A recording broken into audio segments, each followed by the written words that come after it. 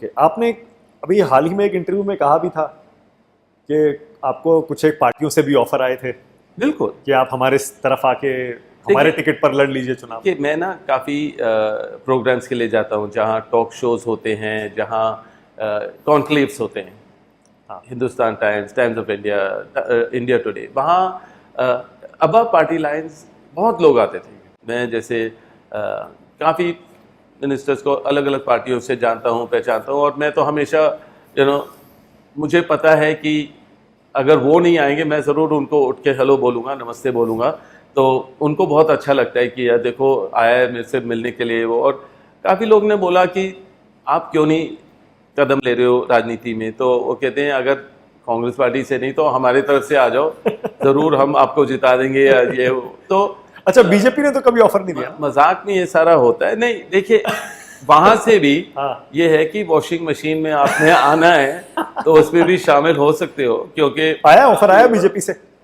छोटे मोटे कोई ना कोई बोलते जरूर रहते बोलता हैं। रहता है कि और ये भी कहा गया कि आप आ जाओगे तो आपके सारे केसेस खत्म हो जाएंगे। केसेस खत्म हो जाएंगे, कोई इश्यूज नहीं होगा, ये वो। अब ये सारी चीजें तो चलती रहती हैं कि मतलब कि अगर आप इतना समय क्यों ले रहे हैं राजनीति में आने के लिए। पर मुझे लगता है आप कांग्रेस के अलावा, आपने कहा भी है कि कांग्रेस के अलावा किसी और पार्टी से आप नहीं लड़ेंगे ना चुनाव? बिल्कुल बिल्कुल। मेरा ऐसा, मैं तो परिवार का सदस्य हूँ, मेरे को बहुत प्रेम है, और मैं बहुत रिस्पेक्ट करता हूँ अपने मदर इन लॉ को, तो मैं कभी भी ऐसा कोई कदम नहीं लूँगा। तो ज़रूर, पर हाँ आगे समय है। पहले मैं चाहूँगा कि प्रियंका आएँ और उसके बाद मैं शामिल होऊंगा और अपनी बात रखूँगा पार्लियामेंट में, क्योंकि हर रोज़ ये लोग मेरा नाम इस्तेमाल करते हैं, या एजेंसियों का दुरुपयोग होता है मेरे खिलाफ भी। तो देखेंगे समय में, मैं अपनी बात रखूँगा पूरे पब्लिक में। क्या हाल के 10 साल जब से बीजेपी सरकार आई है, क्या आपकी जिंदगी के सबसे मुश्किल साल रहे? नहीं। क्योंकि 2000 से और 2014 तक का तो टाइम आपके लिए अच्छा रहा। आपने खुद कहा ना उतार चढ़ाव आए, तो मेरे ख्याल उतार उस समय का नहीं था, चढ़ाव था उस समय। बाद में ये उतार जो आया, आप मानेंगे मुश्किल टाइम था। देखिए, मेरे मुश्किल टाइम हुए थे जब मेरे खुद के घर में काफ़ी मौत हुई, मेरी सिस्टर का, मेरे ब्रदर का और मेरे फादर का। हर 2-2 साल में ऐसे ही हुआ। बहुत ही मुश्किल समय था 2002 से लेकर 2009 तक। तो वो बहुत ही मुश्किल समय था जहाँ मेरे को समझ नहीं आ रहा था क्या हो रहा है।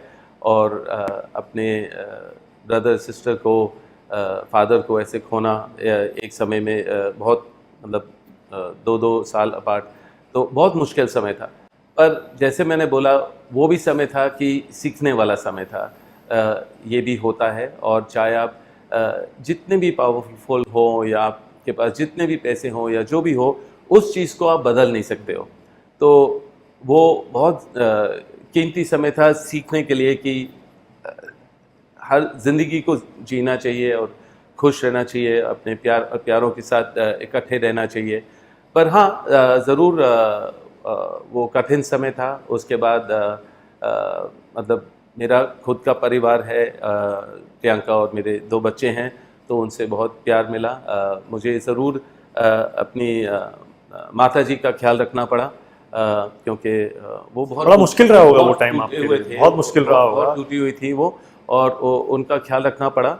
और मैं ज़रूर उनको अपने पास ही रखता हूँ, अपने साथ ही रखता हूँ। और पर वो भी मेरी पिलर ऑफ स्ट्रेंथ है, मैं ये बोलूँगा।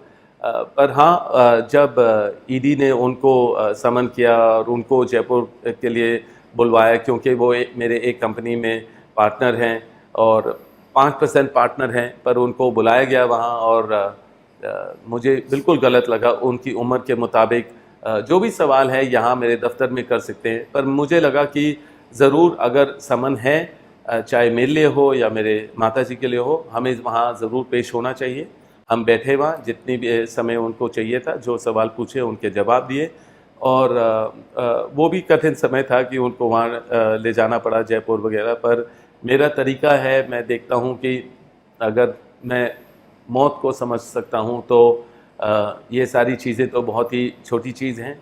और इस समय में मैंने जब अपने आप को विकलांग बच्चे और जो अंधे बच्चों थे उनके साथ जब मैंने बहुत सारा समय बिताया उनके साथ मैंने मेहनत की उनके लिए, और मेरा चैरिटी वहीं से शुरू हुआ।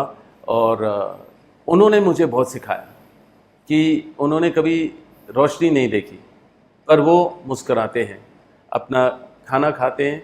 और जब अगर मैंने अपने जन्मदिन पर केक काट के उनके थाली में रखा, उन्होंने सीधा बोला नहीं नहीं यहाँ नहीं रखो, यहाँ रखो। तो मैं हैरान होता था कि वो अंधे हैं या क्या है, क्योंकि उनको हर चीज़ की समझ है और उनको रिस्पेक्ट बहुत चाहिए। तो क्या खाना खाने के बाद हाँ वो अपने थाली अपने आप जाके साफ़ करते थे, अपनी ट्रेन बना के उनको अपने कमरे में जाते थे। तो मैं ज़रूर समय निकालता हूँ उनके साथ बैठने के लिए, क्योंकि फिर भी वो हंसते हैं, खुश हैं, और कुछ नहीं चाहिए उन्हें, बस आपका समय चाहिए।